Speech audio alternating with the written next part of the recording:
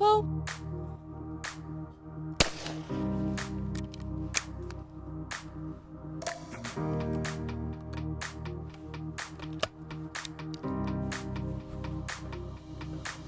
Pull.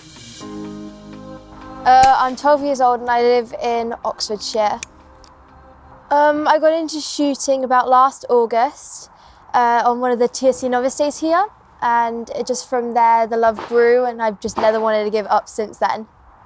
I was sort of looking for a new hobby to do at the time because I tried everything from ballet to gymnastics, tap dancing, swimming, everything, and I just couldn't find the thing that I thought I was good at and the thing that I had the passion for. But ever since I came here, it's just like, this has been my place all along, and it's just something that I've always wanted to do since I found out about it. Ever since the start, I was almost scared to pick up a gun. I wouldn't walk 20 feet near it. But once I had a go and once I realised what an amazing sport this is and found my appreciation for it, it then just sort of grew and then went from there. It seemed like I was doing really well. I was doing every single competition that they had here, and I was going around to different CPSA shoots and shooting all the competitions that I could get to. And so it just sort of progressed from there, and I think I was doing quite okay. Pretty much the first score I ever got was 16 compared to everyone else. It was really, really low, but then just throughout the year I just managed to build my way up to even getting a 40 something. So that was, you were shooting through the TSE Series earlier this year, weren't you? All through the... Yeah, I was doing pretty much every single shoot that was available through the TSE to work all the way to the grand final and get as many points and experience as I could for the TSE grand final. Sure. And I think you actually qualified to get into the final, didn't you? Yeah. Brilliant. And then your shooting hit a bit of a brick wall. Tell me what happened. So about in October of this year, the shooting, like you said, did hit a brick wall when I found out that sadly I did have a brain tumour. And it sort of then meant that everything that I was meant to be doing, like the day I had my operation, I was meant to be going shooting with Anita North, and just everything had to be put on hold. Everything that I was planned to do, everything that I wanted to, just got put on hold because of this terrible thing that I discovered that I'd had, which I never thought in a million years I could have ever had. Absolutely, yeah. How did you discover that you had a problem then? So I was getting headaches for a couple months, and we just thought it was maybe that I'd had my glasses taken away too early from the optician. So I spoke to my GP and they said it's probably nothing, but it's best to go get an optician's opinion and see if you need glasses again. So I went and did that, and from then it was tests at the hospitals because they'd found swelling on the back of the optic nerve from just a simple eye test. And then from there it was just MRI, CTs, operations. Even the day after I had found out, I was meant to go shooting here, and just being stuck in that time and not knowing if I was going to be okay or not knowing if I could do what I loved again was just probably the hardest thing ever. I'm sure.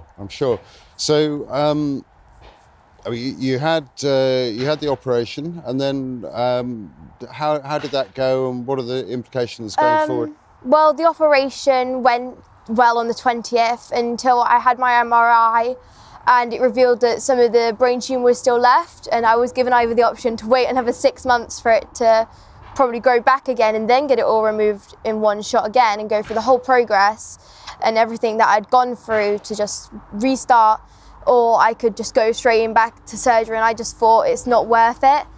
If it's longer recovery, so be it, but wait another 6 months to get back on track, back at school, back shooting, and then for just the brick wall to come again probably was just something I couldn't deal with. The problems with having the operation was probably really low and the risks were quite low, but it was still quite a serious operation. Yeah. The outcome was probably, of both operations, was having my eyes turn into doubled vision, which is sort of where I see like a ghost image of everything. Like there'd be 2 cameras if I had to take off these glasses, or there'd be 2 tables or 2 of you. And just that's going to stay for about another 6 months, hopefully, or if it just doesn't fix itself, it could be another operation which then straightens up the eyes. But that's pretty much the only thing that I've come out with. Right. And that explains the patch, does it? Yeah. So, and you were telling me earlier you have to swap that about, is it? Yeah, every day. Otherwise, one eye could, because this is my better eye, the one that I haven't got covered up at the moment. And if I was just to keep it on this eye would slowly just deteriorate in strength and just slowly fall asleep until the point where I just couldn't use the eye anymore. So it's probably the best for me and the health of my eyes to swap it every day. So I may not see as well through this eye as I do this eye, but to swap it is probably the most important thing to do. Okay, so they both get used and they're both both staying matched They up. don't want to work together. They work, but they just hate working together at the moment. Right. So, I mean, just thinking back to the time you were in hospital, what were the people like who looked after you? How do you feel about them? The people that looked after me were amazing. The people in the John Radcliffe Hospital was just there for every living minute of the hell that I was in, but they made it come out into a positive sort of thing and made it seem not as bad as it was and not as bad as anything else that it could have been. And they were always just there, and I was even interviewed for a radio station and felt so welcome there by every single nurse or doctor or surgeon that I met. And I have to say thank you to my surgeon as much as possible, because if it wasn't for him doing the surgery that he did and doing it so well, I may have not been sat here today. Absolutely. So I know your father's been raising some money for the hospital, hasn't he? How's that going? It's going amazingly. My little brother's school have been doing some fundraisers around, and I'm hoping to do one here at the OGC soon. But the fundraising page on my dad's Facebook has just rocketed through anything we were expecting to get, and just the fundraising has been going great, and I can't wait to do more. Yeah. I mean, you're coming across very positive, very sort of enthusiastic, and looking forward to getting back into things. Have you had low moments that you've had to fight through? Definitely. Like, there's been moments where I've been back at school this past week, and the last time that I was in one of my classrooms was the day I found out. And I remember being in that class and just bragging to all my friends, oh, I'm leaving 20 minutes early to go to an optician's, my half term's going to start before you.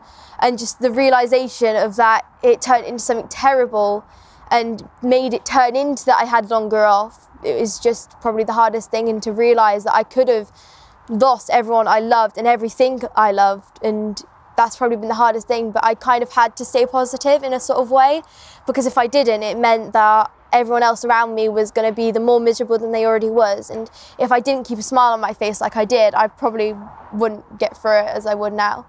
Absolutely. Well, you seem to be taking a very positive attitude to it all now, which is terrific. What does this all mean for your shooting? Where does that go now? At the moment, I'm getting back into it slowly and gradually, but it's going to be a long road till I can get back shooting properly. But I hope to be ready for the next season of the TSE and be able to shoot the competitions kind of okay, but not to my best standard yet. Absolutely. How does it affect your shooting physically? I mean, obviously your eyesight isn't the same as it used to be. It hasn't really affected shooting much. Just I get tired a bit more easily now, so I've got to try and build up the resistance to fall asleep more.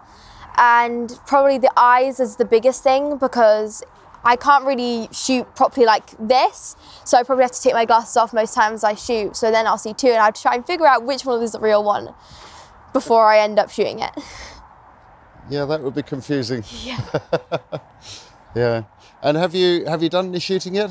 I've had a quick go here at the OGC, and it's turned out quite okay, and just it was a lot better than I expected it to turn out.